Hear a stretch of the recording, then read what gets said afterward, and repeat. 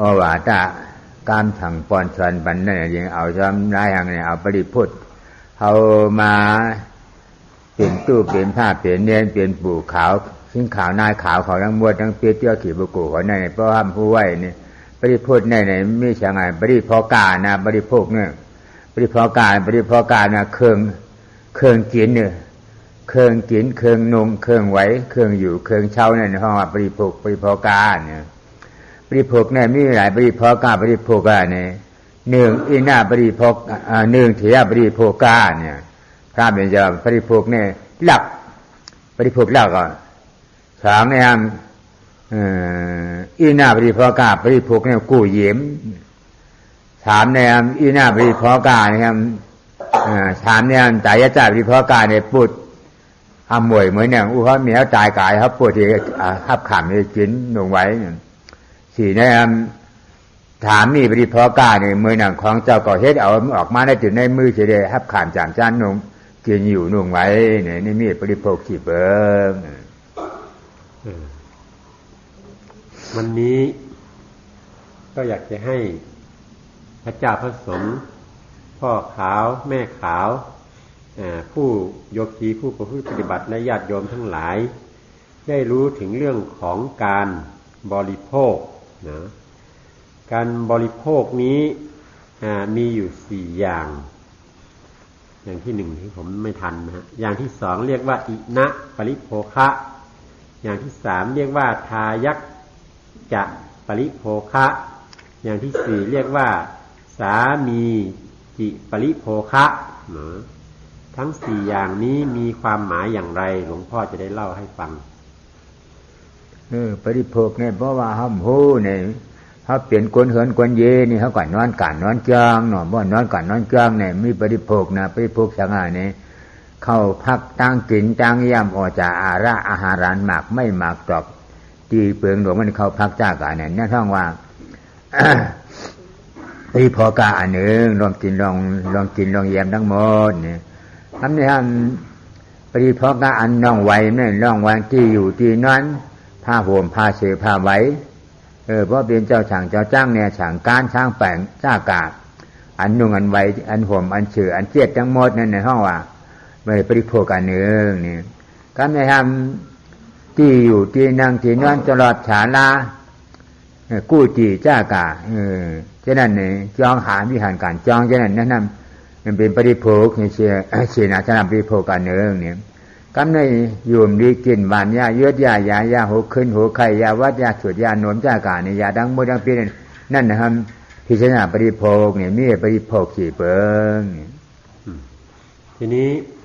สิ่งที่เราทั้งหลายได้บริโภคอย่างการมาประพฤติปฏิบัติอยู่ในวัดในวาอย่างนี้อันแรกก็คืออาหาร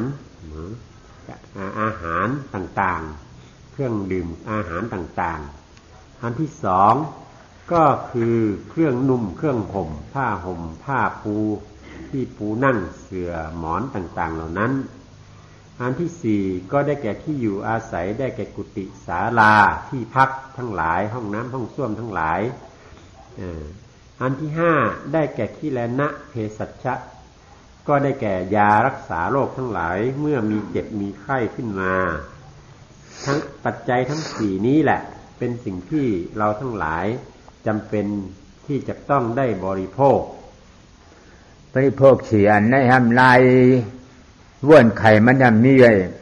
พระเจ้าแวะขนาดชามเปิงนะพระเจ้าแวะขนาดชามเปิงเนี่ยจิราพระเจ้าแวะขนาในอันหนึ่งเนี่ยนะคำนี้มิชิมาปฏิแวะขนาเนี่ยช้องเนี่ยมหาพระเจ้าแวะขนาเนี่ยชามมีไว้ชามเปิงเนี่ยเพราะว่าชามเปิงเนี่ยพระเจ้าแวะขนาดชามเปิงเนี่ยมีบ้านเนี่ยจึงอันเท้ากินอยู่นั่นนะจ้างเปลี่ยนนี่เปลี่ยนขอเท้าเนี่ยทีนี้การที่จะบริโภคปัจจัยทั้งสี่นั้นต้องมีการพิจารณาการพิจารณานั้นมีสามระดับแรกเรียกว่าระดับหยาบเนาะระดับกลางและระดับละเอียดเนาะมีสามอย่างการพิจารณาสุราพระเจ้าแล้วขนาดปลายเวทเจ้าขนาดพิจารณานั้นพิจารณาเรื่องคือเรื่องนี้อันเก่ากินเก่านุ่งเก่าไหว ผ้าเฉยผ้าห่มผ้าก๊อบจ้ากาผ้าเฉยนั่งเกานั่งหัวยามเดี๋ยวนี่ในยิงเกาหลัวน้ำมนต์น้ำเจือน้ำเชื่อมันจ่าเกาหลัวไรป้ามแผมจ้อยแซมฉานะคำพระเป็นเจ้ากันนี่ก็ยิบตื้อหนุ่งไหวก็ยาวนี่ในช้างอันเกากินหัวยามเดี๋ยวนี่เกากินเอาให้เกาเกี่ยวให้เกามวนให้เกาชื่อให้เกามีเห็นมีเฮียงอ่ำจ่าให้เกามีเจอเฮียอ่ำตายเฮียมีที่เห็นมีแห้งเห็นป้ามแถมพระเจ้าไว้ขนาดบริยติชาแต่บริชานาพระเจ้าก็เลยก็ยาวนี่สองการไม่แห้งนี่เป็นจุฬาพระเจ้าไว้ขนาดร่างอันยาเยอะยามาซ้ำเปลี่ยนเช่นกันนั่นก่อนนั่นก่อนเกาอยู่เกาที่เชียนยาเนี่ยในเกาหลุดกินเอาเกี่ยวเอาก็เกี่ยวเกาม้วนเกาเชื่อมจ้าอันเป็นมาใจมาแถมมาบันก่อนเกากินเอาให้มันย่อเก่าไว้หนามีเสียอะไรเลยมีการป้ามแถมจ้อยแถมชานาคำพระเจ้าก็ยาวนี่ฮังจ้างที่นั่งที่อยู่ศาลาก็มานอนเอาในก็มานอนเอาน้ำมนต์น้ำจ่วยน้ำเชื่อมันจ้าก็มาอยู่มานอนเอาให้จ้อยแถมชานาพระเป็นเจ้าบริบาชานาพระเจ้าเหือเพื่อใช้การได้ก็อย่างมานอนกับเราเนี่ยในชามอันนั้นห้องวัดจุฬาเป็นเจ้าขนาเป็นเจ้าไปปลายวนอ่อนเนี่ยเป็นเตี่ยมเมาหยังเมามังพังป้อยเบิ้นกาขันจิเบิ้นการพิจารณาหรือปัจเจเวกอันที่หนึ่งนั้นเรียกว่าจุลปัจเจเวกขณะเนาะจุลปัจเจเวกขณะนั้นก็คือการพิจารณาในเบื้องต้นเบื้องแรกน้อยนิดเท่านั้นเองว่าข้าพเจ้าได้มาอยู่อาศัยบริโภคปัจจัยสี่ต่างๆอันได้แก่อาหารเครื่องนุ่งห่มที่พักที่อาศัยและยารักษาโรคต่างๆเหล่านี้ข้าพเจ้าได้อยู่อาศัยบริโภคไม่ใช่เพื่อความสนุกสนานเพลิดเพลินเพื่อความคึกขนองอย่างไรแต่ข้าพเจ้าบริโภคปัจจัยสี่เหล่านี้ก็เพียงเพื่อยังชีวิตให้อยู่ได้แล้วก็ได้ค้ำจุนพระพุทธศาสนาทำให้พระศาสนารุ่งเรืองสืบเนื่องต่อไปอีกเพียงเท่านั้นอันนี้เรียกว่าจุลปัจเจเวกเนี่ยจุลเป็นเจ้าไว้ขนาเนี่ยมีชื่อมาเป็นเจ้าไว้ขนาเนี่ยมันจะได้พิจารณามีชื่อมาเป็นเจ้าไว้ขนาเนี่ยฉุดม้วนเอาเลยช้างรอดปลีหูทั้งคืนในช้างรอดกายีกีฉาล้อมานาคาตันดาดาเจ้าเนี่ยนั่นเลยช้างมันก็พุทธานุชติธรรมานุชติสังขารนุชติสีดานุชติจากานุชติอนุจิตราสีป้าเฉยๆเอาเฮ็ดเฉลยเฉยรอดอ่านชติรอดอ่านนั่นเลยช้างมันก็นั่งเฮรติกระชังพระวีกระชังเพราะกระชังติโซกระชังวายโยกระชังนี่ละปีตาโรหิตาอดามินจะท่าประภาชรากระชังหลวงเชียนฉีอันเชียนเลยช้างอันนั้นก็ด้วยรูปอัตถิอิมัชฌามิกายิกิอุทุมาตากรรมวิรากรรมวิภวกรรมจ้ากาชิพาสนาชิป้าเลยช้างอันนั่งไอ้เฮ็ดอยู่ในตราเจนั่นจริงห้องว่าจุลห้องว่ามัชชิมาเป็นเจ้าลักษณะเป็นเจ้าลักษณะพิจารณาปานกลางทีนี้มาถึงมัชชิมาปัจเจเวกขณะคือการพิจารณาในระดับปานกลางการพิจารณาในระดับปานกลางนั้นก็คือการศึกษาท่องบนสวดมนต์บทสวดต่างๆบริกรรมคาถาต่างๆที่จำเป็นต้องใช้การเจริญอนุสติทั้ง10อย่างอานาปานสติทำอานาปานสติมรณานุสติและอนุสติอื่นๆนะหรือการเพ่งกสิณต่างๆเพ่งดินเพ่งน้ำเพ่งลมเพ่งไฟเพ่งสีต่างๆอย่างนี้หรือการเพ่งอสุภกรรมฐาน10อย่างหรือการเจริญกรรมฐานอื่นๆในกรรมฐานทั้ง40อย่างอยู่อย่างนี้อันนี้เป็นการพิจารณานะเป็นการพิจารณาในระดับกลางนี่ เพราะว่าเมชิมาปลายว่นไข่ปานกลางพิจารณาปานกลางเนี่ยมหาพระเจ้าและขณะครับนี่คือละมหาพระเจ้าและขณะเนี่ยพระเจ้าและขณะอันใหญ่ที่ชุดยากเช่นดีนะเจเปิ้ลนั่นเนี่ยจึงว่นช่างหลาเนี่ยว่นอนัตตาเนี่ยว่นช่างอะไรให้พิจารณาว่าจิตโคต่อไปที่ยุบนามขันธาตราตัวเลยเกิดมาในก็วางเป็นอัตตาที่อ๋ออนัตตาเฉพาะตราอันใจเก่าอันว่นไข่หนังเนี่ยวิปัสสนาภาวนากรรมฐานตราเนี่ยในห้องว่า มหาเป็นเจ้าและขณะนี่พิจารณาอันใหญ่ที่สุดนี่ทีนี้คือการพิจารณาที่ใหญ่ที่สุดที่มีความสำคัญที่สุดก็พิจารณาอนัตตานั่นเองที่นาค้นหาอนัตตานั่นเองได้แก่การเจริญวิปัสสนาภาวนาเมื่อเจริญวิปัสสนาภาวนาเอาปัญญามรรคมาเจริญมรรคทั้ง8ข้อให้เจริญเดินไปอย่างนั้นเพื่อให้ค้นพบอนัตตา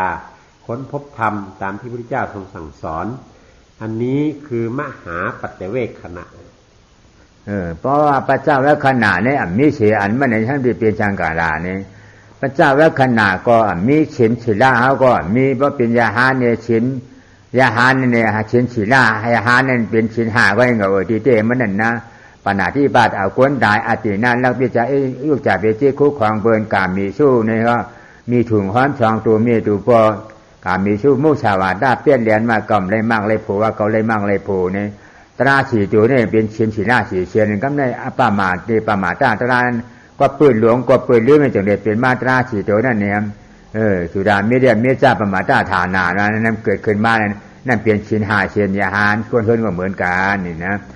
ฉิน5เชียนนี่มีทั้งเผงมันเฉียวในช้างนั่นห้องว่าตุกฉีดาในคนเฮินก็มีฉินฉีดาเชียนฉีปาโกนเจ้าในก็มีฉินฉีดาเป็นตัวปราชิกาฉินทั้งหลายชมยาวเพราะตัวเขียนั่นในฉินกาเป็นฉินสองปากฝ่ายชาวเจริญตัวชมมดนั่นนะว่าชมมดนั่นห้องว่าตุกฉีดามีฉินมีธรรมเพราะมีฉินมีธรรมเนี่ยตุกโกก้อนนั่นเป็นช่างเป็นลักจีเนี่ยถียาพอดีพอกาเนี่ยนะ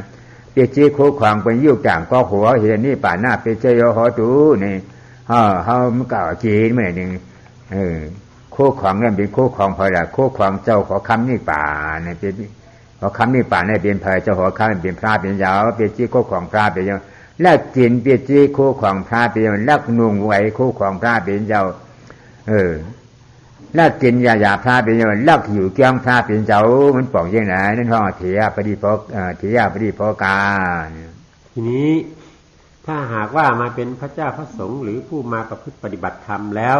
ไม่มีปัจเจเวคขณะทั้ง3อย่างดังที่กล่าวหรือศีลข้อวินัยก็ไม่มีอันนี้ถ้าหากว่าเป็นอย่างนี้แล้วในเรื่องของศีลนั้นศีลของพระเจ้าพระสงฆ์นั้นกับศีลของญาติโยมก็คือศีล5อันเดียวกันมาจากฐานศีล5อันเดียวกันสำหรับศีลของพระแล้วศีลที่สำคัญคือปาราชิกธรรมทั้ง4ประการได้แก่การฆ่ามนุษย์การลักขโมยสิ่งของการพูดเท็จบวดคุณธรรมที่ไม่มีในตนการเสพเมถุนธรรม4อย่างนี้เหมือนกับศีลของ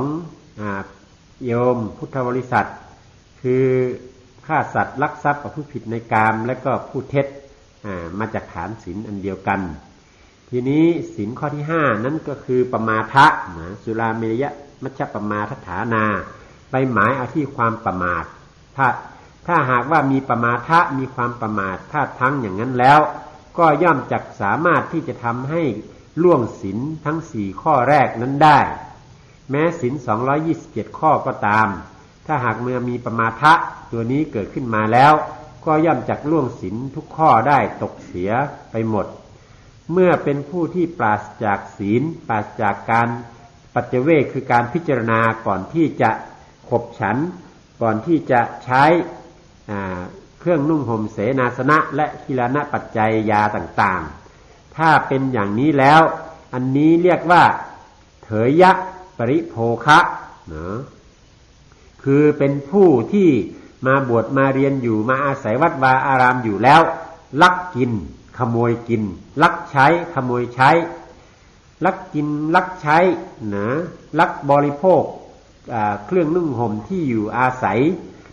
ลักบริโภคยาลักบริโภคของใครของพระพุทธเจ้าของผู้ที่จะประพฤติปฏิบัติเพื่อจะไปสู่มรรคผลนิพพานผู้ที่ไม่มีศีลไม่มีปัจเจเวกนั้นก็เป็นผู้มาแอบกินลักกินขโมยกินอยู่กับผู้ที่เขากำลังจะเดินไปสู่พระนิพพานอย่างนั้น การไม่ทำถูกแทงขาตีเชี่ยเกิดเนื้อแทงขาจะได้อาปาเจ็ดผงเงินนี่ก็ด้วยหาก็ด้วยหกผงถูกผงแล้วนี่ก็พอถูกแทงขาจะได้ผงเงาเนี่ยสั้นเงาเนี่ยก็ก็ด้วยชิขาปลูกดอกาเหือนี่แทงขาที่ชีชาแทงขาอาที่ชีชาอันคิดว่าอยู่แทงขาตีชีที่ชิบช่างเหอันคิดด้วยทั้งหมดนั้นหนึ่งปากไปฉี่ในสองปากไปเช้าฉี่ตัวนั่นเนี่ยจะเดินเอาเก่าชาวมองงาเชียงเพราะว่าเก่าชาวมองงาเชียงกันทั้งว่าอาเลจีเนี่ยอาเลจีชินเก่าชาวมองเหี้ยวเนี่ยชินห้ามจินดำปอดมดดำเชาถูกแทงขาตีชีเกยขยช้างนี่เช็คกี่เดช้างทุกผ่าชีเดช้างป่าจีเกยช้างเนี่ยที่อันเชียนนั่นเนี่ยเอาชินเก่าชาวมองงานั่นว่าเปลี่ยนเวลาเนี่ยกู้กินเนี่ยนะกู้กินมือหนึ่งตะกาเขามาเลี้ยงเขาเหมือนลูกเกี่ยมเมืองเชียงหลามาเลี้ยงเขาเนี่ยเพราะว่าชินเขาเก่าชาวมองถ้ามันมีพระเจ้าแยกขนาดมันจึงกู้กินเพราะกู้กินนั่นที่ได้คืออะไรเนี่ยเตียนคืนนี่นะทีนี้อีกอันหนึ่งคือความเป็นผู้ทุศีลโดยการประพฤติผิดสังฆาทิเศษนะสังฆาทิเศษ12อย่างจึงทำให้ศีลที่เหลืออีก224ข้อนั้นพลอยเศร้าหมองไปด้วยเป็นพระอรัชชีนะถ้าเป็นผู้ประกอบเป็นสังฆาทิเศษอย่างนั้นหรือผู้ที่ไปล่วงศีลเป็นนิสสักคีเป็นทุพาสิทธิ์เป็นทุกกฎต่างๆเหล่านั้นเมื่อประพฤติปฏิบัติอย่างนั้นแล้วก็จึงเป็นผู้ที่ทำให้เกิดความเศร้าเมาหมองเศร้ามัวหมองขึ้นกับหมู่สงฆ์หมู่พระหมู่เณรทั้งหลายคำในฉินฉีนี่ในห้องว่าอีน่าปริพอกาเนี่ยเพราะว่าฉินในเก่าชาวมองไอ้ซ้ำมีเป็นเจ้าและขนาดตราชามตัวเนี่ยเป็นกู้กินเยี่ยมกินนี่เนี่ยก็เนี่ยตายะจ้าปริพอกาเนี่ยตายะจ้าปริพอกาเนี่ยฉินฉีนะเขาเปลี่ยนก้นเฮิรนเนี่ยก็ฉินหาเขาก็มีอยู่กลุ่มรวมโอ้เปลี่ยนก้นจังเนี่ยพี่นี้สิขาดผู้ตัวชาวปากชาวเจ็ดเนี่ยเปิดป้าร่วมเดียวอยู่เกลีดฉุกปวดฉุกจางล่างมีอยู่เฉยในห้องว่าฉินฉีได้ก็จีนปวดมือเจ้าพี่เจ้าและขนาก็มีเนี่ยพี่เจ้าและขนาเนี่ยเพราะเป็นอันนี้จะห้องว่าตายยะจ้าปริพอกาเนี่ยกันขาตุล่าวินิตุล่าเขาเจ้าเจ้านั้นได้ทับขามจงป่วยเอานั่นในห้องว่าวินิห้องว่าตายยะจ้าปริพอกามือหนังก็ก็มีเขาตายกาเปียจี้คุกของยืนวางไว้ปันถูกไล่กินอะไรก็กินมีอเปียตางพิชางเนี่ยตายยะจ้าปริพอกาเนี่ยทีนี้ผู้ที่ผิดศีลสังฆาทิเศษศีลเศร้าหมองไปหมดเป็นอรัชชีอย่างนั้นเมื่อมาบริโภคปัจจัยสี่ต่างๆก็จึงเป็นหนี้นะตลอดเวลาเรียกว่าอินะปริโภคะนะเพราะว่าผู้ที่ประกอบผิดศีลผิดธรรมไม่ปัจเจเวกไม่พิจารณาก็จึงเปรียบเหมือนผู้ที่มายืมมากู้มายืมกินข้าวของญาติโยมศรัทธาทั้งหลายย่อมจะต้องเป็นหนี้ติดตัวไปอย่างนั้นอันนี้เรียกว่าอินะปริโภคะอันที่สามทายกะปริโภคะทายกะปริโภคะนี้ได้แก่ผู้ที่มาบวชเป็นพระเป็นเณรแม่ชีญาติโยมที่มาประพฤติปฏิบัติธรรมเมื่อมาเดินอยู่บนเส้นทางแห่งนักบวชอย่างนี้แล้วมีศีลมีธรรมนะศีล5ข้อก็บริสุทธิ์หมดจดดีข้อศีลข้อวินัยก็ประพฤติปฏิบัติด้วยความเคร่งครัดคอยระมัดระวังอยู่แล้วก็มีการพิจารณาทุกครั้งก่อนที่จะบริโภคปัจจัยทั้ง4ที่ญาติโยมพุทธบริษัทได้ถวายมาอย่างนี้อันนี้เนี่ยเรียกว่าทายกะปริโภคะของต่างๆที่บริโภคนั้นเปรียบได้เหมือนกับเป็นทรัพย์มรดกที่มอบต่อให้มานะย่อมจักสามารถบริโภคได้ด้วยความสบายใจไม่เป็นหนี้เป็นสินต่างๆถ้าหากว่าประพฤติดีประพฤติชอบอยู่ในศีลในธรรมอย่างนี้มีการพิจารณามีการสำรวมระวังในการบริโภคปัจจัยทั้ง4อยู่ตลอดเวลาอย่างนี้ย่อมไม่เป็นหนี้นะย่อมเป็นผู้ที่สามารถบริโภคทรัพย์ปัจจัย4ต่างๆได้ด้วยความสบายใจ ทำให้สามีปริโภกาเนี่ยสามีปริโภกาสี่เปิงเงินเนี่ยเตเอาเจ้าช่างเจ้าจ้างมีข่าวขอจ้ากะโกนิยกิปูกุเขากูโกนั่นห้องสามีปริโภกาเนี่ยปัจเจสี่เปิงเงินเนี่ยจึงฮับจงป่วยขามกำยามจ้าเลยก็ย่อที่เป็นเจ้าแยกขนาดฐานเปิดจุดได้เป็นเจ้าแยกขนาดในก็อำดูว่นดูคนดูใครนะมีสิมาเป็นเจ้าแยกขนาดว่าที่จะชื่อผ้าชีป้าเป็นวางก็อำดูเลยตัวเราตีรอดฉุดม้วนหนึ่งว่าอำดูเลยรอดฉุดม้วนเนี่ยกันได้เกาหลีนั่งเนี่ยเพราะว่าเปลี่ยนเนี่ยอาญาหันตาเนี่ยก็เกาหลีตัวยุคทานหนามทัดเป็นลูกขันใจก็อำดูตัวเนี่ยมันเลยว่าเปลี่ยนช่อตาป่าหน้าในเกาหลีปวดวางแต่อัตตาที่วิจิกิจฉาเก่าเนี่ยทั้งศิลปะตุปตาในก็อำดูว่าย่าอัตตาที่วิจิกิจฉาศิลปะตุปตาผาดยานตามขันธากายะตัวเจ้าเก่ากายะเป็นตึกที่วิชุกที่สีดาวิชุกที่เอานั่นในจริงไม่ได้ท้องว่าตามีปริภกาเนี่ยเจ้ามาฉีบเจ้าโพชีเขาฮับป่วยตุ้งขามจามจ้าเนี่ยเพราะว่าฮอดนั่นน่ะมันจริงลีหนาจ้าหนาเอาเขาใครอยู่ให้ถือก็อยู่เนี่ยนั่นน่ะจามีนั่งปิดจี้คู่ของอันเป็นมาอยู่ในของเจ้าพระก่อนจะเป็นของเจ้าเก่านะเป็นของเจ้าเก่าใครกินใครเปียดใครวืดใครเอาเนี่ยมันที่เจ้มันเป็นของเปลืองเจ้าเก่าเนี่ยเขาว่าสามีปริโภคเนี่ยทีนี้สามีจิปริโภคะก็คือผู้ที่สมควรแก่การบริโภคแล้วสมบูรณ์แล้วได้แก่พระอริยเจ้าทั้งสี่จำพวกนั่นเองเมื่อได้ทำลายอัตตทิฏฐิวิจิกิจฉาขาดลงไปแล้วการบริโภคปัจจัยสี่ที่ญาติโยมถวายมานั้นก็เป็นไปโดยเหมือนกับเป็นของท่านเองไม่จำเป็นจะต้องไปสวดมนต์ไหว้พระคอยระวังรักษาศีลคอยท่องบนคอยปัจเจเวกต่างๆไม่จำเป็นแล้วเพราะท่านเป็นสามีจิปฏิปโนบุคคลคือเป็นผู้ที่ได้ทำตนให้พ้นจากกิเลสตัณหาต่างๆนับต้นตั้งแต่พระโสดาบันเป็นต้นไปนั้นท่านได้ทำลายอัตตทิฏฐิวิจิกิจฉาขาดลงพระอริยเจ้าในชั้นถัดขึ้นไปนั้นท่านได้ทำลายกิเลสตัณหาขาดลงจนเป็นลำดับจนหมดสิ้นท่านเป็นผู้สมควรแก่การได้รับทายทานต่างๆทายทานต่างๆปัจจัยสี่ต่างๆที่ญาติโยมถวายมานั้นเป็นสิ่งที่สมควรเป็นสิ่งที่เหมาะท่านจะบริโภคอย่างไรท่านจะเอาทิ้งเอาขว้างเอาแจกเอาให้ใครไปก็ไม่มีอันตรายใดๆทั้งสิ้นเพราะว่าท่านเป็นสามีจิปฏิปโนบุคคลแล้วนะอันนี้เรียกว่าสามีจิบริโภคในด้านในปริ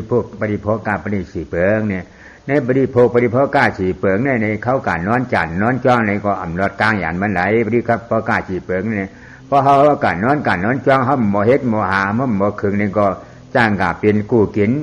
นั่นก็จ้างกาเป็นลักกินเพราะกาเป็นผู้กินลักกินในทางจ้าหน่ายเอาไว้นะในรถในศาสนาเนี่ยนะอะไรกาเป็นพุทธอมวยให้ได้กินอะไรกาเป็นคู่ของเจ้าเก่าจะได้กินนั่นอย่างดีๆที่ชูเนี่ยถ้าเป็นเจ้าให้ยิงอ่านปันนืนลูกล้างตะเวดังเสียนั่งดวงเนี่ยให้ได้จ่ายยะจ้าปริโภกาเลยสามีปริโภกาแม้แต่การที่ญาติโยมชาวบ้านทั้งหลายจะไปนอนวัดนอนวารักษาศีลถ้าไม่ฉลาดไม่เข้าใจในเรื่องเหล่านี้ไปอยู่กินบริโภคในวัดในวาโดยไม่ระวัดระวังก็ย่อมจะเป็นหนี้นะย่อมจะเหมือนกู้กินยืมกินลักขโมยกินของพระพุทธเจ้าอยู่อย่างนี้อันนี้ถ้าหากว่าเรามาประพฤติปฏิบัติธรรมเพื่อจะทำตนเองให้พ้นทุกข์หรือทำตนเองให้เป็นสามีจิปฏิปโนบุคคลขึ้นมาเสียแล้วนะประพฤติธรรมประพฤติปฏิบัติวิปัสสนาเต็มที่อยู่อย่างนี้อันนี้เรียกว่าสามีจิบริโภคกับทายกะบริโภคจักบริโภคใช้สอยสิ่งของที่ผู้มีจิตศรัทธาถวายมานั้นได้โดยไม่ต้องกลัวว่าจะเกิดเป็นภัยเป็นหนี้เป็นลักขโมยอะไรเลยอันนี้จึงเป็นสิ่งที่เราทั้งหลายพึงพิจารณาเมื่อรู้ตัวอย่างนี้แล้วก็เพียรพยายามที่จะทำตัวให้เป็นสามีจิบุคคลเสียแล้วมันจะไม่ต้องมาเหนื่อยกับการพิจารณา การคอยเฝ้าระวังการต้องสวดต้องท่องต้องบนต่างก็ได้รีมาล้านเนี่ยกุงอังกากุงก้นหมุนเงาปฏิโภคกันเลยครับเปิดตุ้งจาบเนี่ยมีไว้ปูกูอริยะเปียเจ้านั่นเป็นฉามีเชียงอริยะเปียเจ้าในฉามีมันโอกก็ดีเลยกาเปลี่ยนนะฉามีเนี่ยดูได้ฉามีจี้ที่ปัญนาให้กาเปลี่ยนเนี่ยนะอริยะเปียเจ้านั่นนี่มันในห้องว่าฉามีจี้ที่ปัญนาเนี่ยฉามีจี้ที่ปัญนาเนี่ยกาเปลี่ยนตั้งที่กับฉัมมาที่ได้ฉัมมาจังกับบ้าฉัมมาจากจังกับมันได้ฉัมมาจีว่าฉัมมาอย่าว่ามากอังกาเปลี่ยนเปลืองนั่นเปลี่ยนเชิดจ่านู่นรอมาเสียวเลยครับป่วยกันเดียวเสียตัวเปลี่ยนกว่าพอถึงกันมากเลยโผล่เอตนาสองจันนั่นเองจันเลยก็เย้านี่ว่าแถวกันนั่นในห้องว่าฉามีปรีพอกาเนี่ยเพราะว่าไปพัดแถวกันนี่นั่นจริงกันทาถูร่าวินี้ถูร่าเขาเจ้าจอนวินี้เนี่ยทางปากซ้าเจ็ดเตรียมทวนจะได้อ่านดีชวนไล่วันคืนท่านเฮ็ดไปเจ้าแล้วขนาดถูร่าไปเจ้าแล้วขนาดเนี่ยเมซิมาไปเจ้าแล้วขนาดช่องเปิงอันนี้เนี่ยกวนในเขาอะไรก็ได้เลยสู้ปรีปัญนาเนี่ยสู้ปณีปัญนาเนี่ยนั่นมันฉี่ล่าจินปอดมดเฉาแล้วเฮเลยเหตุการณ์จุฬาเป็นเจ้าเวขนาเลยมีชิมาเป็นเจ้าเวขนาเนี่ยนะตามในทำอุจุปริปันหน้าในทำชินฉี่ล่าก็จินปอดมดเฉาเยาวทำเหตุการณ์อย่างเหตุการณ์มาหาเป็นมาชิมาเป็นเจ้าเวขนาเนี่ยเอาอาชีพผ้าชีพากระเช้าชีพาเอาสมาธิให้ใจนิ่มมันเด็กๆเนี่ยนั่นแน่ว่าสีด้านั่นอะไรกรรมอะไรกรรมสมาธิเนี่ยคำนี้ตายะจ้าตามีสิตาหญายะมันหญายะปะนะหญายะปะนั่นมือยามพร้อมจ้างกรรมจุฬามหาเป็นมาชิมาเป็นเจ้าแวะขนาดเลยเดี๋ยวฉันมหาเป็นเจ้าแวะขนาดเช่นเขาที่จ้างที่กรรมนั่นเดี๋ยวฉันมือยามพร้อมที่จ้างที่กรรมหมู่นั่นเนี่ยนั่นห้องว่าทางหลานในห้องว่าหญายะปะเนี่ยจังหมักตราเลยจังวิปัสสนาญาณตราเนี่ยเสียงการรูปแก้ขายญาณในอนุโลมญาณตราเลยจังหมักญาณตราชามอันนี้ที่กับงากันหนุนมือป้องยามหนังอันนี้ที่เข้ามากลีเดียวนั่นจริงห้องว่าหญายะปะที่เป็นเรื่องหน้าปูโกนี่ในเขาชามอันนี้ในห้องว่าอาจาระมากอริยปูโกนี่เพราะว่าทับได้ชามมิจิริปันนาจีสี่เปลืองนั่นก็เปลี่ยนโคของเจ้าเก่าเปิ่นมาหลุดด้านนี่ป่านหน้าเปเจียวฮอตู้เนี่ยเจ้าเก่าเปลี่ยนเจ้าของนี่ป่านก้อนหนึ่งเดียวเนี่ยฮับป่วยตุ้งขานจานจ้าดีเปลี่ยนถามมีจี้เป็นเนี่ยพี่เป็นหน้าปูโกในห้องถามมีจี้รีพลทีนี้ความที่จักเป็นสุปฏิปันโนบุคคลก็คือผู้ที่ประพฤติตามศีลตามข้อวัดมีการปัจเจเวกทุกครั้งที่บริโภคปัจจัยสี่มีการรักษาศีลสวดมนต์ภาวนาต่างๆอยู่อย่างนี้อันนี้เรียกว่าผู้ปฏิบัติดีนะสุปฏิปันโนอันนี้การบริโภคก็เป็นทายกะบริโภคเนาะคือสมควรแก่การบริโภคประเภทที่สองนั้นเป็นผู้ที่กำลังเจริญสมถะภาวนาอันนี้เป็นมัชฌิมะปัจเจเวคขณะเนาะเพ่งกสิณเพ่งอสุภกรรมฐานเจริญธรรมอยู่อันนี้ถ้าหากว่าทำอย่างนี้แล้วบริโภคปัจจัยสี่อันนี้ก็จะเป็นผู้สมควรแก่การบริโภคคือเป็นทายกะจะบริโภคถ้าสามีสุปฏิปันโนอูชุปฏิปันโนเป็นอูชุปฏิปันโนบุคคลนะทีนี้มาถึงญายะปฏิปันโนบุคคลได้แก่ผู้ที่กำลังประพฤติสมถภาวนาและวิปัสสนาภาวนาประพฤติวิปัสสนาภาวนาอยู่จนพิจารณาธรรมตามมรรคมีองค์8อยู่สัมมาสังกัปปะสัมมาทิฏฐิสัมมาวาจาสัมมากัมมันตะสัมมาอาชีวะสัมมาวายามะสัมมาสติสัมมาสมาธิเจริญตามมรรคมีองค์8อยู่ตลอดเวลาอยู่อย่างนั้นจนเข้าถึงความที่จะได้เข้าถึงอนุโลมญาณจะเข้าถึงมรรคญาณเนาะเดินทางขึ้นไปเพื่อจะเข้าไปให้ถึงมรรคญาณนั้นอันนี้เรียกว่าญายะปฏิปันโนบุคคลเมื่อเป็นอย่างนี้แล้วมาบริโภคปัจจัยสี่นั้นก็ยังสมควรอยู่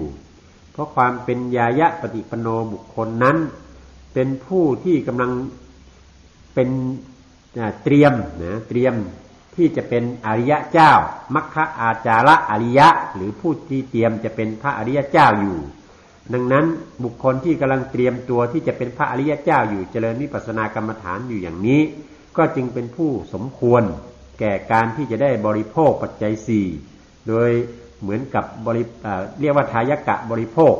คือบริโภคได้ตามสบายเหมือนมรดกตกทอดที่ได้รับมาจากพระพุทธเจ้าอย่างนั้นทีนี้พอเมื่อไรได้เจริญปัญญาจนได้เข้าถึงมรรคถึงผล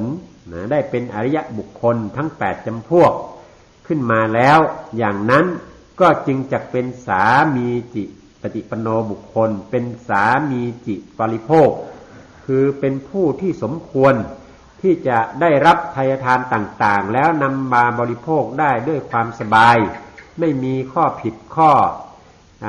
พ้องอะไรอีกต่อไปเนาะอันนี้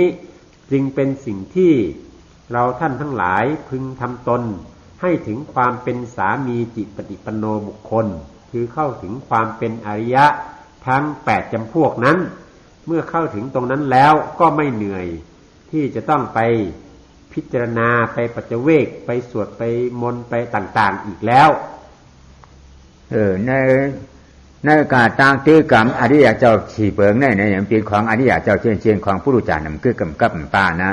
ชื่อปริปันนาชื่อปริปันนาในเบชังนะเป็นมัคคะอาจาระนะ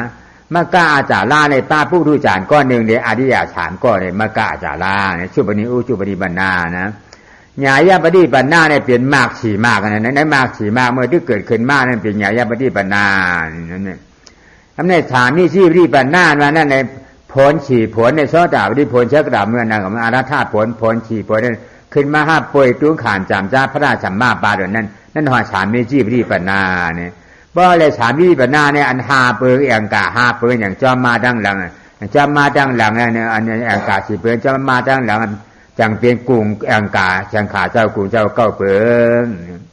อันสำคัญที่เย้ามันหลุดได้ฉีเปิงเพราะฉีเปิงอันใดเนี่ยหาเปิงอันเนี่ยมันเปลี่ยนอันจำมาตั้งหลังได้เลยเปลี่ยนจำมุงมองมันก็มันเปลี่ยนมุงมองมันก็มันเปลี่ยนอยู่เนี่ยตาที่ได้เฮ็ดเอาจ้างเอากรรมเอาในมีในฉีเปิงไหนเมื่อการประพฤติปฏิบัติที่ตั้งแต่สุปฏิปันโนอุชุปฏิปันโนญาญาปฏิปันโนทั้งหมดนั้นน่ะเป็นข้อประพฤติปฏิบัติของผู้ที่กำลังจะเป็นพระอริยเจ้าและผู้ที่เป็นพระอริยเจ้าแล้วทั้งหมดทั้งสิ้นเมื่อตอนที่เป็นสุปฏิปันโนอุชุปฏิปันโนนั้นเป็นผู้ที่กำลังเจริญเพื่อจะให้เกิดความเป็นอริยะเกิดขึ้นเรียกว่ามัคคะอาจาระอริยะเนาะเป็นผู้ประพฤติศีลประพฤติธรรมเพื่อจะให้เกิดมรรคผลนิพพานขึ้นมาพอเข้าถึงญาญะปฏิปันโนบุคคลนั้นสุปฏิปันโนอุชุปฏิปันโนนั้นมีอริยะ3แล้วก็มีปุถุชน1นะมีปุถุชน1คือผู้ที่เตรียมจะเป็นโสดาบันน่ะเป็นปุถุชนอยู่แต่ผู้ที่เตรียมจะเป็นสกิทาคาอนาคาอรหันต์นั่นน่ะเป็นอริยะเจ้าแล้วเนาะอันนี้เป็นสุปฏิปันโนอุชุปฏิปันโนทีนี้พอมาถึงญาญะปฏิปันโนนั้นได้แก่ผู้ที่กำลังทำมรรคทั้ง4ให้เกิดขึ้นตามลำดับเนาะผู้ที่กำลังทำมรรคทั้ง4ให้เกิดขึ้นนี้เรียกว่าญาญะปฏิปันโนบุคคลทีนี้เมื่อได้เข้าไปเสวยผลทั้ง4นะตั้งแต่โสดาปฏิผลสกิทาคามีผลอนาคามีผลหรือถึงอรหัตผลท่านพระอริยเจ้าที่ได้เสวยผลทั้ง4นี้เรียกว่าสามีจิปฏิปันโนบุคคลเมื่อได้ถึงความเป็นสามีจิปฏิปันโนบุคคลอย่างนี้แล้วก็เป็นอันรอดปลอดภัยจากอันตรายในการบริโภคต่างๆดังที่ได้กล่าวมาทั้ง3ข้อ2ข้อนั้นอันนี้จึงเป็นสิ่งที่พึงควรกระทำให้เกิดให้ได้นะเมื่อได้มาซึ่งความเป็นสามีจิตปฏิปันโนบุคคลได้เสวยผลคือได้เข้าถึงพระนิพพานได้เสวยพระสมาบัติผลสมาบัตินั้นอยู่เป็นนิจสินเป็นเครื่องอยู่อย่างนั้นแล้วอันนี้ก็เป็นอันพ้นนะจากความ ที่จะต้องไปคอยเกรงกลัวกังวลในเรื่องของการบริโภคปัจจัยสี่อีกต่อไปตาได้คืนเป็นสามีชีพที่ปัญหาแน่ใน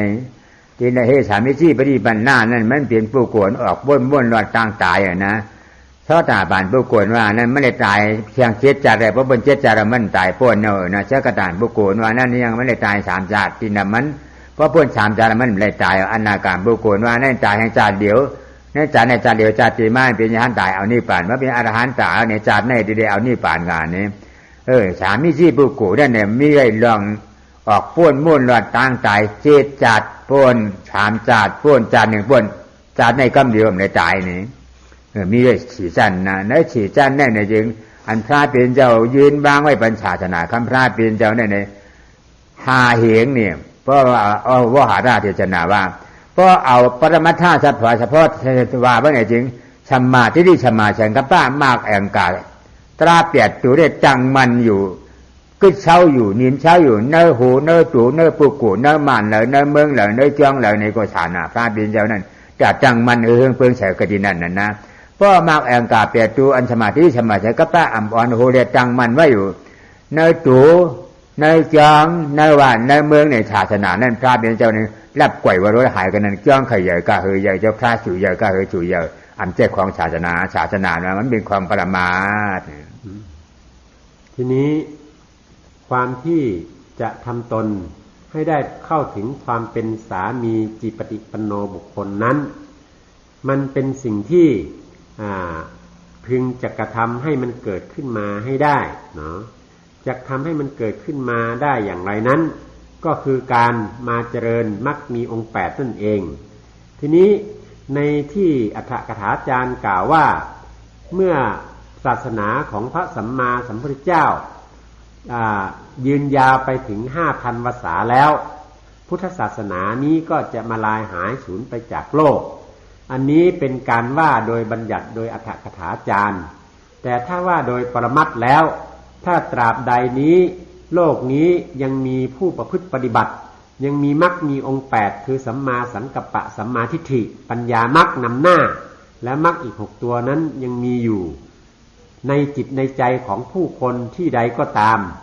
ในบ้านในเมืองใดก็ตามในวัดในวาใดก็ตามยังมีผู้เจริญตามมรรคมีองค์8อยู่มีผู้สั่งสอนเรื่องมรรคมีองค์8อยู่อย่างนี้อันนี้พระพุทธศาสนาก็จะไม่เสื่อมสูญสลายหายไปจากที่นั้นจะเป็นกี่ปีก็ตามกี่พันปีก็ตามแต่ถ้าหากว่าแม้ในปัจจุบันนี้สถานที่แห่งใดวัดวาอารามแห่งใดบ้านเมืองใดไม่มีผู้เจริญตามมรรคมีองค์8ไม่มีมรรคมีองค์8อยู่ในใจไม่มีผู้ศึกษาเรื่องของมรรคมีองค์8ไม่มีการสั่งสอนกันในเรื่องของมรรคมีองค์8มรรคมีองค์8ได้สูญหายไปจากสังคมนั้นวัดนั้นอาวาสหมู่บ้านนั้นประเทศบ้านเมืองนั้นแล้วที่นั่นก็เป็นที่มืดบอดจากศาสนามืดบอดจากพุทธศาสนาศาสนาพุทธได้เสื่อมสลายหายไปจากที่นั้นๆไปแล้วอันนี้ถ้าว่าโดยปรมัตถ์จะเป็นอย่างนี้เพราะว่าศาสนาพระเป็นเจ้าหายแล้วมันจึงอริยญาณว่าแอมจ้าให้เกิดใจนะอริยญาณเนี่ยเกิดมาในศาสนาในเปลี่ยนปอเปลี่ยนอู่เปลี่ยนเมอริยเจ้าเขาทั้งเสียงทั้งหลวงอริยเจ้าเท่านั้นเพราะว่ามีศาสนานั่นในการเป็นอริยทั้งหมดทั้งปีเนี่ยเป็นว่าแอมจ้าเกิดเป็นอริยมาเลยนะเดี๋ยวเจ้าชาลีบุตระเมื่อปานพระเป็นเจ้าจะอายุมีชายเจอมีเดียเจ้าชาลีบุตระมาตรวจถึงชู้ผัดนะเมื่ออายุชายเจอมีอยู่นั่นอันนั้นเขาปึงเองที่ศาสนาพระเป็นเจ้าลาดพระเจ้าโหเชิดจ่าจีเปิงจีบ้ามากแองกาเปียดเปิงเปียดป้าเชิงเชิงเขาจังไรเป็นอริยมาเนี่ยแต่ว่าอริยทั้งเชิงทั้งดูไหมพวกศาสนาพระเป็นเจ้าเมียนี่ก็อริยมีก็อริยเมียนี่ก็ศาสนาก็ช่ำมีเหมือนกันเนี่ยนะมันเปลี่ยนกับเปลี่ยนขึ้นหนึ่งเมื่ออริยสัจทั้ง4ไม่มีแล้วศาสนาก็จะสูญหายไปจากโลกเมื่อศาสนาสูญหายไปจากโลกแล้วศาสนาสูญหายไปจากที่ต่างๆเหล่านั้นแล้วพระอริยเจ้าก็จะสูญหายตามไปด้วยเพราะพระอริยเจ้านั้นมีศาสนาเป็นหัวใจคือมีมรรคมีองค์8นั่นเป็นหัวใจถ้าไม่มีมรรคมีองค์8พระอริยเจ้าทั้งหลายก็จะไม่เกิดขึ้นไม่มีศาสนาพระอริยเจ้าทั้งหลายก็จะไม่มีเกิดขึ้นมาอย่างนี้ ศาสนาคำพาเปลี่ยนแล้วในชัมปออาท่ากาดาเสียเปิดด้วยว่าเลี้ยงฉายเหลือนฉายวันเงาไผ่ผ้าเนี่ยนะจางเลี้ยงมันนั่นนะเลี้ยงถันเลี้ยงเหลือนั่นน่ะนะเลี้ยงไผ่ผ้าในก่อนเปียงมันไหลเลี้ยงกลางวันก่อนเปียงไหลเปียงเหลือนก่อนเปียงไหลเลี้ยงศาสนาคำพาเปลี่ยนแล้วเนี่ยหรือนั่นกุหลอนตอนเกียนนั่นยาวเนี่ยอาท่ากาดาเสียเขาเปิดทอไว้อันความสว่างไสวของศาสนาธรรมคำสอนของพระสัมมาสัมพุทธเจ้านั้นมันสว่างไสวยิ่งกว่าไฟหรือแสงสว่างใดๆในโลกสว่างยิ่งกว่าแสงเดือนสว่างยิ่งกว่าแสงตะวันสว่างยิ่งกว่าแสงของไฟฟ้าไม่มีความสว่างอันใดจะเทียบเท่าได้กับความสว่างไสวของศาสนาของพระศาสนาเนื้อศาสนาว่ามันเลี้ยงหรือฉายเรือนฉายว่านั่นที่หู้ปล่องแจ้งเลี้ยงใจมันนั่นนะเมื่อนั้นเฮาหามาช่างชอนชุมาลานเนกันหนูอันนี้จะเปลี่ยนรูปอันเปลี่ยนรูปนั่นให้ช่างมันเปลี่ยนบรรลุเป็นอนัตตาอันเปลี่ยนบรรลุนั่นเป็นดุข่าให้ช่างมันดุข่านะอันมันดุข่าเนี่ยบางคำเนี่ยมันเปลี่ยนเพราะงำเนี่ยมันเปลี่ยนอนัตตาเนี่ยเนื้อหนังอนัตตาเฉพาะตราโดยเนี่ยเปลี่ยนช่างหลามเปลี่ยนสมาธิที่มาแองกาเรือสมาธิที่มาแองกาเนี่ยพอฉันไปหันมันน่ะเนี่ยอนัตตาเนี่ยขึ้นหันอนัตตานะอนัตตาขึ้นหันอนัตตาปรามาสขึ้นหันปรามาสเลยนะอนัตตาเนี่ยขึ้นหันอนัตตาอนัตตาเป็นฉลาดเป็นสมาธิที่สมาธิเดียวเป็นอนัตตามีฉาทิฏฐินะครับเป็นอัตตาอัตตาทำเป็นมีฉาทิฏฐิมาตั้งหันพิษมีฉามีที่มาตั้งหันมีฉาเมื่อเปลืองพิษเปลืองพิษเรื่องคือหันหน้าเป็นเก่าเปลี่ยนเมื่อเปลี่ยนยิ่งเปลี่ยนใจเป็นโบเปลี่ยนกายเนี่ยหันเปลี่ยนอย่างนั้นเนี่ยอนัตตานะช่างในสมาธิที่นะหันหมันเนียนจีใจหันหมันเนียนจีใจเช่นกันนะหันว่าใจเก่าใจเมื่อใจยิ่งใจใจเป็นยุทธนานทานปรมาเฉพาะไว้หรือเนาะใจของเก่าของเมื่อของยิ่งของใจหลวงนี่อันหันถึงเช่นในห้องสมาธิที่ห้องว่าอนัตตาเฉพาะเนี่ยมันเลี้ยงให้กาหือหนึ่งบางตะกาวเขาเอาไผ่ผ้าถ่องด้วยก่อนหันนั่นเนี่ยเพราะตะกาเขานั่งรัดใจว้วนนี่เลยเอาต่างอย่างมันตื้อจอมว้วนต่างอย่างตื้อจอมเนี่ยอนัตตามาเนี่ยเอาไผ่ผ้าเลี้ยงให้ชายเหลือนชายวันชายนาตั้งหันสมาธิที่มากลางอันนี้มันเลี้ยงกันได้หนึ่งห้อยหน่อยเจ้าที่เลยหู้หันดีจึงเลี้ยงงามหมู่นะกล้าก่อนอ่อนเก่าพอหลังเปิ้นมาเลยกำหู้กำหันจีบอกอนัตตาเป็นทีไว้ในว่ามาเจียมือถ้าเกิดเปลี่ยนกวนเจียมือจะหมอลาดการม้วนตัวถึงย่ามเดียวอนัตตามาผู้ปืนพ้องงามบ้างขับอะไรงามมันเปลี่ยนในห้อยว่าเจ้าที่เลยหันมาเตอจ่าบ่ได้หันมานั้นเลี้ยงมันนั่นเลี้ยงให้กลางวันก่อนหันได้นี่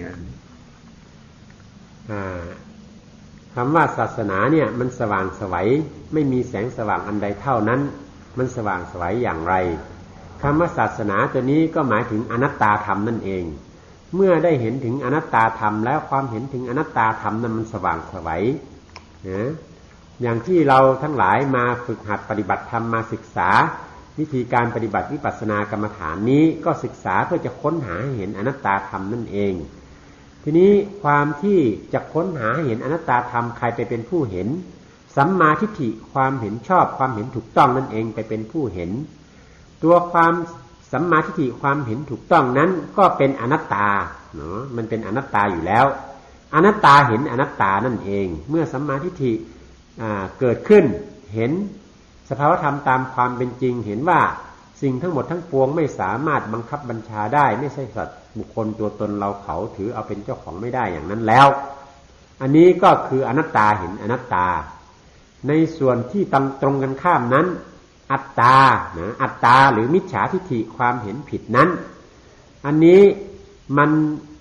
ทำให้มืดมิดเนาะสนิทมองไม่เห็นอะไรเนาะความมิจฉาทิฏฐิความเห็นผิดมันตรงกันข้ามกับสัมมาทิฏฐิความเห็นถูกต้องเมื่อเป็นอย่างนี้แล้วมันจึงเป็นสิ่งที่พวกเราเองทั้งหลายก็ได้พิสูจน์ด้วยตัวเองแล้วว่า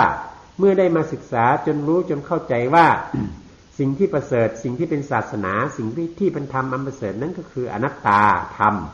เมื่อเราหลับตาพิจารณาเข้าไปแล้วเราก็จะมองเห็นนะสภาวธรรมต่างๆตามความเป็นจริงความสว่างไสวแห่งปัญญาที่ได้เห็นอนัตตาแล้วนั่นน่ะมันสว่างไสวสามารถซอกซอนเข้าไปเห็นทุกที่ทุกแห่งทุกจุดว่าทั้งหมดทั้งปวงนั้นมันเป็นอนัตตาเมื่อมันเป็นอย่างนี้แล้วเราก็คงจะได้ทราบซึ้งในใจตนเองไม่มีแสงสว่างอื่นใดที่จะส่องเห็นได้สภาวะอนัตตานั้นแต่ว่าแสงสว่างแห่งปัญญาสัมมาทิฏฐิสัมมาสังกัปปะนั่นน่ะสามารถจะส่องเข้าไปเห็นได้ดังนั้น เมื่อเรามาพิจารณาดูเทียบดู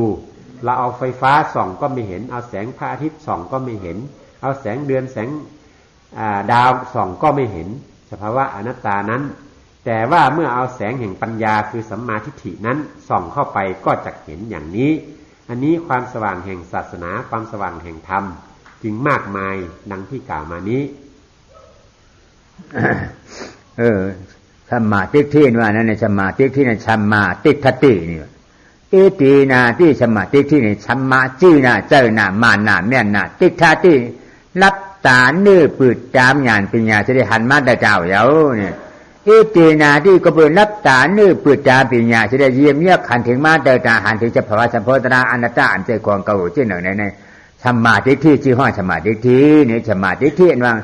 รับตาเนื้อปืดจามปัญญาจะได้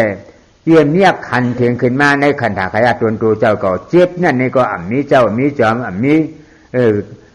อุดเปลืองพองงามมันเนี่ยบางคำไรกัดนั่นก็เป็นนั่นก็ตัวเลยเกิดขึ้นมาเย้าเป็นอนัตตาเฉพาะห้อยเนาะนี่อันหันถึงอนัตตาจึงหนังในเชียงจังแดงห้องสัมมาทิฏฐิเนี่ย สัมมาทิฏฐิตัวนี้เนี่ยมันแปลว่าอะไรสัมมาทิฏฐิตัวนี้แปลว่ามันเห็นแจ้งชัดประจักษ์แก่ตาตนเองเนาะตาที่ว่านี้คือตาใจตาสัมมาทิฏฐิตัวนี้คือตาปัญญาเมื่อปิดตาเนื้อเปิดตาใจคือตาปัญญาสัมมาทิฏฐินี้ขึ้นมาแล้วก็ย่อมจะสว่างแจ้งเห็นหมดทุกสิ่งทุกอย่างอันนี้คือความหมายของสัมมาทิฏฐิคำในมิจฉาทิฏฐิเนี่ยนะมิจฉานะพิจารณาทิฏฐินะหันพิษอันหันพิษจังหมดจังพิษเข้ามามิจฉาทิฏฐิมิจฉาทิฏฐิเนี่ยบ่มาเอาทิฏฐิเนี่ยมันมีกาเหินจังหันพิษเอาทิฏฐิมิจฉาทิฏฐิเนี่ยมีอยู่60ปลายช่องนะใน60ปลายช่องนั่นเนี่ยบ่มาเอาหุบปีกจับมันเมื่อไหร่ถึงมีกาเหินล่ะนี่มีอัตตาทิฏฐิห้องใช้กายทิฏฐินะถ้านะชัตนาทิฏฐิในห้องอัตตาทิฏฐิในห้องใช้กายทิฏฐิน่ะเป็นลูกที่เปลี่ยนกามมาตัณหาเกิดขึ้นมานะก็ไม่มาทางชัตตาทิฏฐิเนี่ยเพราะว่าขันธากวนเท่านั้นมันได้สืบตามล้านเปลี่ยนกาแท้ตั้งนานแล้วนะพอมาลาในตราตายตราอันนี้ตายนั่นมันหนึ่งตราตายมันหันถึงตราเปลี่ยนมานั่นก็นะนั่นเขาว่าชัตตาทิฏฐินี่เขาว่าวิภวตัณหาเกิดมาเป็นวิภวตัณหานะเกิดมาเป็นภวตัณหาเนี่ยในตัวนี่นะก็ไม่เกิดมีมาทางอุเฉตทิฏฐิเนี่ยพอตายยาวๆเนี่ยเป็นวิภวตัณหาตราเกิดมันน่ะนะมีเขาตราเมียมหันตราตายมันตราเกิดมันมี3ตัวใน3ตัวนี่คำว่าชักกายทิฏฐิอัตตาทิฏฐิก็ว่านี่ชัตตาทิฏฐินี่อุเฉตทิฏฐินี่พอมาคับเอาตัณหาเป็นอันจำกันนั่นกามาตัณหานี่เป็นยังไงเป็นอัตตาทิฏฐินี่ภวตัณหาเป็นชัตตาทิฏฐินี่วิภวตัณหานี่เป็นอุเฉตทิฏฐินี่ทีนี้มาทางฝ่ายด้านของมิจฉาทิฏฐิมิจฉานี่แปลว่าผิดทิฏฐิแปลว่าความเห็นมิจฉาทิฏฐิแปลว่าความเห็นผิดอันความเห็นผิดนั้นถ้าแยกออกโดยพิสดารแล้วมีถึง62อย่างแต่ถ้าจะมาว่าโดยย่อแล้วก็มีอยู่เพียง3อย่าง อย่างที่1เรียกว่าอัตตทิฏฐิหรือสักกายทิฏฐิคือความเห็นผิดว่าเป็นตัวเป็นตนเป็นเราตัวอัตตทิฏฐินั้นธรรมที่มีอยู่จริงไม่เห็นเนาะอัตตทิฏฐินั้นเกิดมาเป็นกามตัณหาเมื่อธรรมที่มีอยู่จริงไม่เห็นจึงเกิดมาเป็นกามตัณหาเนาะกามตัณหาทีนี้ทิฏฐิอันที่2เรียกว่าสัตตทิฏฐิสัตตะตัวนี้แปลว่าสืบต่อไปเนาะความเห็นว่ายังมีเกิดมีภพมีภูมิที่จะต้องไปเกิดไปอีกอันนี้ถ้าจะว่าโดยย่อคือทำตายไม่เห็นตายเห็นแต่ว่าจะต้องเกิดต่อไปอีกมีภพหน้ามีภพภูมิไปข้างหน้าต่อไปอีกอันนี้ทำให้เกิดภวะตัณหาความอยากได้อยากเป็นอยากมีในภพในภาวะต่างๆสืบเนื่องไปไม่รู้จักหยุดจักหย่อนทีนี้ทิฏฐิอันที่3นั้นเรียกว่าอุเฉททิฏฐิอันอุเฉททิฏฐินี้ถ้าจะแปลง่ายๆก็คือทำเกิดไม่เห็นว่าเกิด เห็นสำคัญว่าเกิดมาชาตินี้ชาติเดียวตายแล้วก็สูญนะไม่ต้องเกิดมาอีกแล้วเมื่อมีอุเฉททิฏฐิความเห็นผิดว่าความเกิดไม่มีอีกแล้วอย่างนี้มันก็จึงไปเกิดเป็นวิภวตัณหานะความไม่อยากได้ไม่อยากเป็นไม่อยากมีอันนี้คือความเห็นผิด3ประการที่ทำให้เกิดตัณหา3อย่างขึ้นมาเนื้อจึกที่ลง3ตัวเนี่ยเปลี่ยนหัวหน้าลงเห็นเกิดเจ็บเจ็บใจเอาเกิดเจ็บเจ็บใจเนี่ยเปลี่ยนคู่ครองเขาเป็นเจ้าของเกิดเจ็บเจ็บใจนะเกิดเจ็บเจ็บใจในมีในจิตในมือเขาเฮ็ดถือก็เปลี่ยนให้เขานั่นนะเพราะมาเอา3ตัวเนี่ยอันสำคัญคือเขียนเปิดบนวัดวิเป็นอัตตาทิฏฐิเนี่ยเพราะว่ากว่าได้อัตตาทิฏฐิทำมีอำหันนั่นเนี่ยจริงอัตตาทิฏฐิทำมีอำหันเนี่ยเพราะว่ากว่าอะไรมันนั่นมันได้จริงตราทองตัวนั้นทำตายอำหันเนี่ยทำเกิดอำหันนั่นขาเนี่ยเรื่องเดียวขาที่ได้ตายกับจะมาเนี่ยเพราะกว่าอะไรทำตายทำเกิดอำหันนั่นในเมื่อกว่าไปในมือเนี่ยจิตวิญญาณชี้หลงเนี่ยกว่าไปทำตายอำหันนั่นนะมันหันก็ทำเกิดอำหันหันทำเกิดเดี๋ยวป้อนตายกว่ายาวๆเนี่ยเขามีเจอเจ้าไงเนี่ยได้ตายกับเป็นอรูป้านะครับในเพราะทำเกิดอำหันนะมันดีตายเป็นทำตายเป็นอรูป้าเนี่ยมันมีตาที่เป็นอรูป้าเลยอรูป้าตราทองตัวนั่นมันเนี่ยมีอยู่ในทำเกิดมาในทำตายมันมีในนั่นนะก็เนี่ยจ่าเดียวเปลี่ยนจังเชิงจังหมดเนี่ยกำผ่านล้อก้าวในจริงเปลี่ยนให้ทำอะไรนะเปลี่ยนทำมีอำหันนั่นเพราะทำมีอำหันนั่นเองก็ทำตายก็มันทำเกิดก็มันหันเนี่ยตีเตี้ยมันเนี่ยนะขึ้นมาเย้าตีมันเนี่ยเฉยๆจังหมดจังหวะฉันขั้นหน้าเฉยเบิ้ลพระเปลี่ยนจังหวะชับปีธรรมาอนัตตากาเปลี่ยนตราดังเชียงจังดวงมีอนัตตาตัวเดียวกูนี่เพราะเขาหับร้องในอนัตตาตึกเป็นอัตตาแล้วนี่ก็เต้นว่าเขาหันถึงทำจัดทำมันหันถึงด้านการนิพพานก็เย็นเนี่ยเนี่ยพระเป็นจังหวะนะทีนี้ในบรรดาทิฏฐิทั้ง3อย่างนั้นที่กล่าวมานั้นตัวสำคัญที่สุดนั้นก็คืออัตตทิฏฐิหรือสักยทิฏฐิซึ่งมีความหมายว่าธรรมที่มีอยู่เนี่ยไม่เห็นนะธรรมที่มีอยู่จริงนี่ไม่เห็นไปเห็นสิ่งที่ไม่มีอยู่จริงว่าเป็นจริงคือเห็นว่าเป็นอัตตาตัวตนอย่างนั้นเมื่อตัวนี้เกิดขึ้นมาแล้วมันก็จึงทำให้เกิดสัตตตทิฏฐิและอุเฉททิฏฐินะขึ้นมาในตัวสัตตตทิฏฐิทำตายไม่เห็นนั้นเป็นอย่างไรได้แก่พวกที่ประพฤติปฏิบัติสมถภาวนาจนได้ไปเกิดเป็นพรหมนะพอไปเกิดเป็นพรหมแล้วมีอายุยืนนานมากจนเหมือนกับจะไม่ตายนะเพราะฉะนั้นทำตายไม่เห็นว่าเป็นอมตะนะพวกที่เป็นพรหมทั้งหลายเนี่ยลืมตัวจนคิดว่าตัวเองจะไม่ตายแล้วเนี่ยเป็นอมตะนี่เป็นสัตตตทิฏฐิแต่พวกที่ประพฤติรูปประพรหมนั้นเป็นพวกที่ทำเกิดไม่เห็นนะทำเกิดไม่เห็นสำคัญว่าเมื่อตายลงไปแล้วก็หายสูญอันนี้ก็ได้แก่พวกที่เป็นอรูปประพรหมเนาะอรูปประพรหมตายแล้วก็หายสูญไปเลยนะไม่มีอะไรเหลืออยู่อย่างนี้แต่ความที่ไปเห็นภวตัณหาและวิภวตัณหานั้นการไปดับ2อย่างนี้มันก็ยังไม่ดับสิ้นสูญได้เพราะตัวสำคัญมันยังมีอยู่คืออัตตทิฏฐิหรือสักยทิฏฐิความเห็นเป็นตัวเป็นตนเป็นเรานั่นเองเพราะฉะนั้นสิ่งที่ตรงกันข้ามกับอัตตทิฏฐินั้นก็คืออนัตตาการที่เราจะทำลายทิฏฐิความเห็นที่ร้ายแรงที่สุดคืออัตตาทิฏฐินั้นได้ก็ต้องค้นหาให้พบอนัตตาเพราะมันเป็นศัตรูคู่ต่อสู้กันถ้าเราค้นพบอนัตตาแล้วอัตตานั้นก็จะตายไปตายตกไปนะไม่คงอยู่ได้เมื่ออัตตาตายตกไปแล้วก็เหลือแต่สภาวะอนัตตาเมื่ออัตตาตายตกไปแล้วทิฏฐิอื่นๆที่เหลือคือสัตตตทิฏฐิและอุเฉททิฏฐิอันจะทำให้เกิดภวตัณหาและวิภวตัณหานั้น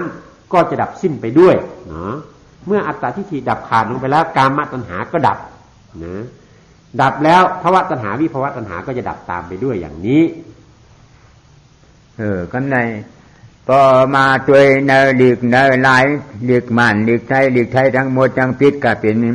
เจ้าตู้เขาเจ้าช่างเจ้าจ้างเขาก็อันโมว่าก่อนมีนะอัปปามาโตมีจุโนประจำอัปปามาโตอมัจจำประจำนี่ความฉองคอเนี่ยในกำผาพุกท่าผาถาทั้งหมดทั้งปิดเนี่ยก็อันโมว่าเนี่ยใครมีเพอนะ อัป ปามาโตมิจุโนประดำปามาโตอยู่ลืมเนี่ยมิจุโนตั้งใจนั่นประจำเป็นเช่นนั้นกับจูมันอย่างเนี่ยล่องอยู่ลงอยู่ลืมเชียละมีไปบ้วนความพันถึงอยู่ทานนามทาปรามาเฉพาะใจของเก่านั่นเนี่ยอยู่ลืมเดี๋ยวนั่นเนี่ยเนี่ยลือชื่อกาสิวที่อันตายมิช้างเนี่ยอันตายนี่ท่านเป็นคู่ของเป็นคู่ของอัตตาเนี่ยมีพุทธภาษิตอยู่สองคำคือปมาโทมัจจุโนปทังอัปปมาโทอมตังปทังเนาะมีสองคำนี้ซึ่งเชื่อว่าท่านทั้งหลายที่มาเกิดในวงแห่งพุทธศาสนานี้คงจะท่องจำกันได้แทบทุกคนตัวอัปปมาโทมัจจุโนปทังนั้นความประมาทเป็นทางแห่งความตายเนาะถ้าหากว่ายังมีความประมาทอยู่หลงลืมอยู่อย่างนั้นก็ย่อมจะต้องได้ตายเกิดความประมาทนั้นประมาทอย่างไรประมาทในความที่ไม่รู้จักพิจารณาให้เข้าไปในรูปนามกายใจให้เห็นถึงอนัตตาธรรมเนาะอันนี้เรียกว่าเป็นผู้ประมาทถ้าหากยังประพฤติปฏิบัติเพื่อจะค้นหาอนัตตาธรรมอย่างนี้อยู่อันนี้ได้จึงจะได้ชื่อว่าผู้ไม่ประมาทเนาะถ้าเป็นผู้ไม่ประมาทแล้วก็ย่อมจะไม่ตายนะจะได้ถึงความไม่ตายในที่สุดก็ในอัปปามาโตอมตตัมมตัมอัปปามาโตอันอยู่ลืมได้มันเป็นทางอันอยู่ลืมได้ไหนเป็นอัปปามาตาเนี่ยก็ลืมสติก็ลืมชัญญาก็ลืมชรณะก็ลืมการสี่คนเนี่ยลืมกันเหมือนกันนะอัปปามาตาเนี่ยอันลืมมันลืมแสงแล้วนี่จริงในการมือเปียกจื้อป่านยาพ้องเกิดขึ้นมากนั้นลืมเหมือนนั่นนะสติเนี่ยท่านลืมแสงอะไรมันลืมอนาคาเนี่ยนะสิ่งอย่างนี้ท่านมันลืมแสงลืมแสงอติกันป่วนมากเลยนะชรณะเนี่ยมันลืมแสงอะไรลืมเปียกจื้อป่านเกิดมาในชรณะจอมดิบชรณะในอัปปมาตาในขาในเป็นคู่ครองแต่ที่ออกป้วนม้วนดอดจางเกิดเจ็บตายนี่อัปปมาโตอมจัมปตามอัปปมาโตอันนำลืมชรณะเลยอัปปมาตาตราในเมื่อเปลี่ยนชื่อป่านเกิดขึ้นมาคุกใจจอมผู้จะจอมดีๆเงินนะอัปปมาตาตราเนี่ยมัดจำเตียมจ่านั่นประจำเป็นชินตาฉายต้านกับจุยโยโหนี่พระเป็นโยโหหนังไหนเนี่ยตัวอัปปมาทะความไม่หลงไม่ลืมนี้มันมีอยู่ตั้ง3อย่างอันหนึ่งคือสตินะไม่หลงไม่ลืมอันที่2คือสัญญาไม่หลงไม่ลืมเหมือนกันความจำอันที่3คือสรณะนะไม่ลืมพระพุทธพระธรรมพระสงฆ์นั่นเองทีนี้ตัวสตินั้นเป็นความไม่หลงไม่ลืมในทั้งอดีตอนาคตและปัจจุบันระลึกได้ทันนะอยู่ตลอดเวลาอย่างนั้นส่วนสัญญานั้นเป็นความจำหมายได้เนาะจำหมายได้ไม่ลืมสิ่งที่เกิดขึ้นมาแล้วสิ่งที่ผ่านไปแล้วนั้นไม่ลืมเนาะส่วนสรณะนั้นก็คือความไม่ลืมปัจจุบันเนาะไม่ลืมในขณะปัจจุบันนั้นไม่ลืมการพิจารณาไม่ลืมการพิจารณานั่นเองให้เห็นถึงสภาวธรรมต่างๆว่ามันเป็นอนัตตาอยู่ตลอดเวลาอย่างนั้นอันนี้เป็นสรณะก็คือความที่ระลึกถึงพระพุทธพระธรรมพระสงฆ์อยู่ตลอดเวลาอย่างนั้นเช่นเดียวกันอันนี้คือความไม่หลงไม่ลืมที่สำคัญหรือความอัปปมาทะที่สำคัญลืมเนี่ยไม่ลืมเชิงอะไรหนึ่งลืมพระนะชรณะเลยอัปปมาทะลืมพระเป็นเจ้าทางลืมเชิงลืมตราเนี่ยชรณะธรรมัมชรณัมธรรมัมอัปปมาตัมลืมเชิงขาอริยะเป็นเจ้าเขานั้นช่างคำอัปปมาตัมชรณัมเนี่ยเหมือนกันอะไรนะเนี่ยอันลืมเนี่ยมันเปลี่ยนชื่อป่านเกิดขึ้นมากำไหนกำนั้นเนี่ยคุกจะได้จอมตีกูเปลี่ยนชื่อป่านยามคราวเนี่ยฟังว่า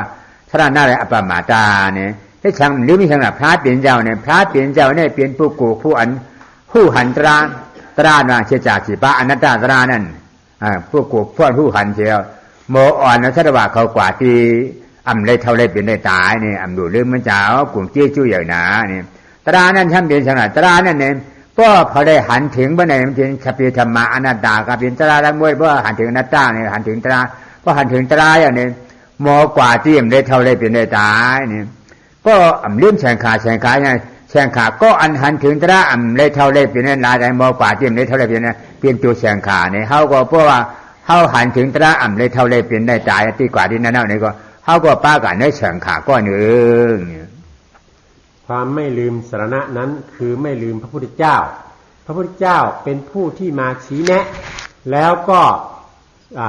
พาเราทั้งหลายให้ไปถึงที่ที่ไม่เกิดไม่ตายนะเมื่อเราไม่ลืมพระพุทธเจ้าเราก็จะไม่ลืมสิ่งที่พระพุทธเจ้าสั่งสอนเราคือการสอนให้เราไปสู่ความไม่เกิดไม่ตายธรรมะสรณะธรรมังสรณังคัจฉามิความไม่หลงไม่ลืมในพระธรรมนะพระธรรมคำสั่งสอนนั้นตัวธรรมที่ไม่หลงไม่ลืมคือไม่ลืมการพิจารณาไม่ลืมการเห็นอนัตตาถ้าเรายังเห็นอนัตตาอยู่ก็เห็นธรรมอยู่ตลอดเวลาอย่างนั้นเมื่อไม่ลืมธรรมอย่างนั้นก็ย่อมจะพาตัวเราเองนั้นให้ได้เข้าถึงมรรคผลนิพพานที่สงบเย็นด้วยตัวของตัวเองอันที่สามไม่ลืมพระสงฆ์ไม่ลืมพระสงฆ์นั้นได้แก่พระอริยสงฆ์ทั้ง8จำพวกพระอริยสงฆ์นั้นเมื่อเราไม่ลืมแล้วเราก็จะได้รู้ว่าพระอริยสงฆ์ทั้งหลายพระอริยเจ้าทั้งหลายนั้นท่านทำอย่างไรท่านเดินไปบนเส้นทางแห่งธรรมไปถึงมรรคผลนิพพานที่สงบเย็นเมื่อเราไม่ลืมพระสงฆ์ก็คือไม่ลืมที่จะเดินตามรอยทางที่พระอริยสงฆ์ทั้งหลายท่านเดินนำไปคือไปสู่มรรคผลนิพพานที่สงบเย็นเมื่อเป็นอย่างนี้แล้วจึงจะได้ชื่อว่าเป็นผู้ไม่ประมาทนะเป็นอัปปมาทะบุคคลที่ในปองจะเลี้ยงจะลีเนาะกราเตรียมทำเป็นน้ำตายในเผยก็หันเนี่ยจะพวกท่าก็หันอันจะพวกท่าจี้นี่ว่าตราเตรียมทำเป็นตายในเป็นอันได้นะทำเป็นเผยก็จี้นี่อันนั้นทำเป็นตัวอย่างเป็นตัวตราเนี่ยเพราะกะหันทีนี้ตัวตราเตรียมทำเป็นน้ำตายนั้นทำเป็นเผยก็หันเนี่ยเป็นชงเป็นสังขารอริยลูกพระเจ้าเนี่ยเพราะป่องการถามคอในก็จ้างที่มัวเปลี่ยนดูพระเป็นเจ้าอยู่เนี่ยผู้ที่ค้นคว้าจนพบธรรมที่ไม่เกิดไม่ตายนั้นคือใครก็คือองค์สมเด็จพระสัมมาสัมพุทธเจ้าเนาะเมื่อไม่ลืมพระพุทธเจ้าก็ไม่ลืมผู้ที่ค้นคว้าพบทางไปสู่มรรคผลนิพพานและผู้ที่สั่งสอนเราให้ไปสู่มรรคผลนิพพานอันที่สองสิ่งที่ทำให้เราได้เข้าถึงมรรคผลนิพพานคือพระธรรม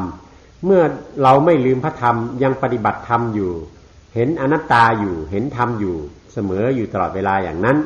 เราก็เป็นผู้ที่กำลังเดินเข้าไปสู่มรรคผลนิพพานที่สงบเย็นความที่จะประพฤติปฏิบัติธรรมเป็นตัวอย่างเพื่อให้เราเข้าถึงมรรคผลนิพพานสงบเย็นนั้นใครล่ะเป็นผู้ทำตัวอย่างให้ก็คือพระสงฆ์พระอริยสงฆ์ทั้งหลาย